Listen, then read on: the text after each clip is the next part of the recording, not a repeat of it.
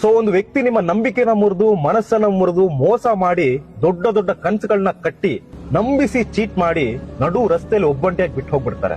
So ಇದೆಲ್ಲದರ ಶಿಕ್ಷೆ ತಕ್ಷಣಕ್ಕೆ ಸಿಕ್ಕಲ್ಲ. ಐ ಆಮ್ ಟೆಲಿಂಗ್ ಯು, ಆ ಕ್ಷಣಕ್ಕೆ ಏನೂ ಆಗಲ್ಲ. ಅವ್ರು ಫುಲ್ ಎಂಜಾಯ್ ಮಾಡ್ಕೊಂಡು ಅವ್ರ ಜೀವನದಲ್ಲಿ ಏನೂ ಕಮ್ಮಿ ಇರಲ್ಲ, ಫುಲ್ ಹ್ಯಾಪಿ ಆಗಿರ್ತಾರೆ. ಆ ಟೈಮಲ್ಲಿ ಅವ್ರಿಗೆ ಅನ್ಸುತ್ತೆ ನಾನ್ ತುಂಬಾ ಸ್ಮಾರ್ಟ್, ನಾನ್ ಯಾವ ತಪ್ಪು ಮಾಡೇ ಇಲ್ಲ, ಅದಕ್ಕಾಗಿ ಎಲ್ಲಾದ್ರೂ ನಂಗೆ ಒಳ್ಳೇದೇ ಆಗ್ತಾ ಇದೆ ಅಂತ. ಬಟ್ ಸತ್ಯ ಅದಾಗಿರಲ್ಲ, ತಪ್ಪು ತಿಳ್ಕೊಂಡಿರ್ತಾರೆ. ಅವ್ರ ಜೀವನದಲ್ಲಿ ಯಾವುದೋ ಒಂದು ವ್ಯಕ್ತಿ ಅವಶ್ಯಕತೆ ಇರುತ್ತೆ, ಯಾವುದೋ ಪ್ರೀತಿ ಅವಶ್ಯಕತೆ ಇರುತ್ತೆ, ಇನ್ನಾರದ್ದು ನಂಬಿಕೆ ಮೇಲೆ ಜೀವನ ಮಾಡ್ಬೇಕು ಅಂತ ಆಗತ್ತಲ್ಲ, ಆಗ ಇದೆಲ್ಲದರ ಲೆಕ್ಕಾಚಾರ ಆಗತ್ತೆ. ಆಗ ನೀವ್ ಏನ್ ಕೊಟ್ಟಿರ್ತೀರೋ ಅದು 100 ಪಟ್ಟು ವಾಪಸ್ ಬರುತ್ತೆ. ಒಂದ್ ಟೈಮಲ್ಲಿ ಆ ವ್ಯಕ್ತಿಗೆ ನೀವೇನ್ ಮಾಡಿದ್ರೋ ಅದು. ಯಾಕಂದ್ರೆ ಇದೇ ಕರ್ಮದ ವಿಧಾನ.